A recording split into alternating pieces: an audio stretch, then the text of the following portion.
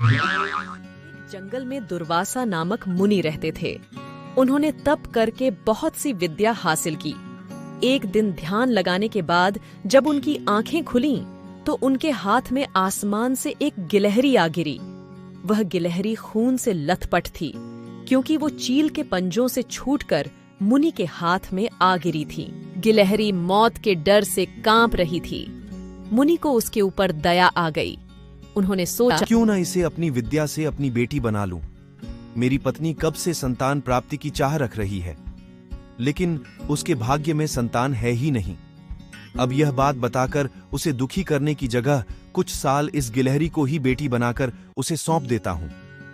इतना सोचते ही मुनि ने एक मंत्र पढ़कर गिलहरी को एक छोटी सी बच्ची बना दिया।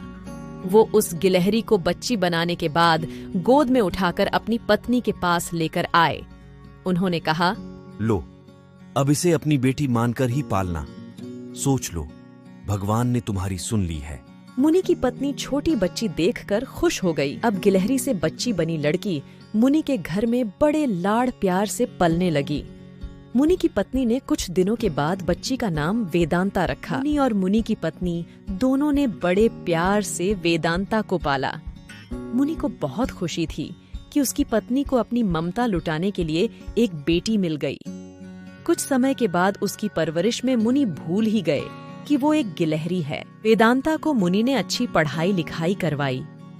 देखते ही देखते वेदांता 16 साल की हो गई। अब मुनि की पत्नी को अपनी सुंदर बेटी की शादी करवाने की चिंता होने लगी।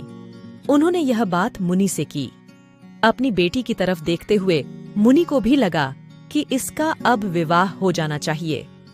मुनि ने अपनी पत्नी से कहा कि तुम चिंता मत करो, मैं इसके लिए योग्य वर ढूंढ लूंगा। मुनि को लगा कि मेरी बेटी बहुत सुंदर है और उसकी शिक्षा दीक्षा भी अच्छी हुई है। इसलिए उन्होंने अपनी सिद्धि से सूर्यदेव को पुकारा। सूर्यदेव ने मुनि को प्रणाम करके बुलाने की वजह पूछी। तब मुनि ने कहा, मेरी बेटी विवाह के योग्य हो गई है। मैं चाहता हूं कि आप इसके पति बने। आप एक बार अपनी पुत्री से पूछ लीजिए। अगर उसे मंजूर है तो मेरी तरफ से भी हाँ है। पिताजी, यह बहुत गर्म है। मैं इनके पास नहीं जा पाऊंगी और ना ही इन्हें देख पाऊंगी। कोई बात नहीं, हम दूसरा वर देख लेंगे। हे मुनिवर, मुझसे श्रेष्ठ बादल है, आप उनसे बात कीजिए। वह मेरे प्रकाश को भी ढक देते हैं। मुनि ने अब बादल को याद किया। बादल गरजते हुए मुनि के पास पहुंचे और उन्हें नमस्कार किया। इस बार मुनि ने सीधे वेदांता से पूछा, क्या तुम्हें यह वर पसंद है? पिताजी, मेरा रंग गोरा है और इनका काला। हमारी जोड़ी अच्छी नहीं लगेगी। आप पवन देव को बुलाइए। वे मुझसे श्रेष्ठ हैं। उनमें मुझे उड़ाकर इधर से उधर ले जाने की ताकत है। अब मुनि ने पवन देव का स्मरण किया। पवन देव के आते ही मुनि ने अपनी बेटी से पूछा, क्या आपको यह वर पसंद है? पिताजी, यह तो एक जगह ठहरते ही नहीं है। इनके साथ मैं घर कैसे बसा पाऊंगी? इस बार मुनि ने पवन देव से पूछा, मुझे अपनी पुत्री के लिए वर की तलाश है। आप बताइए कि आपसे श्रेष्ठ कौन है? मुनिवर, आप पर्वत को बुला सकते हैं। वह मेरा रास्ता रोक देते हैं। वह मुझसे श्रेष्ठ हैं। तुरंत मुनि ने पर्वत को पुकारा। पर्वत को देखते ही वेदांता बोली, यह तो पत्थर हैं। इनका दिल भी पत्थर का ही होगा। इनसे विवाह कैसे हो पाएगा पिताजी? मुनि ने हाथ जोड़कर पर्वत देव से पूछा, आपसे श्रेष्ठ कौन है? हे मुनि, चूहा मुझ में छेद कर देता है। इस आधार से वह मुझसे श्रेष्ठ है। इतना कहते ही पर्वत देव के कान से चूहा नीचे कूदा।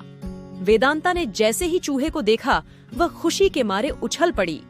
उसने कहा, पिताजी, यही मेरा वर बनना चाहिए। मुझे ये पसंद है। इनकी पूंछ, कान, सब कुछ कितना प्यारा है। मुनि ने सोचा, अहो, मैंने एक गिलहरी को मंत्र विद्या से इंसान तो बना दिया, लेकिन इसका दिल अभी भी गिलहरी वाला ही है। मुनि ने तुरंत वेदांता को गिलहरी बनाया और उसका विवाह चूहे से करवा दिया। विवाह के बाद दोनों खुशी खुशी रहने लगे।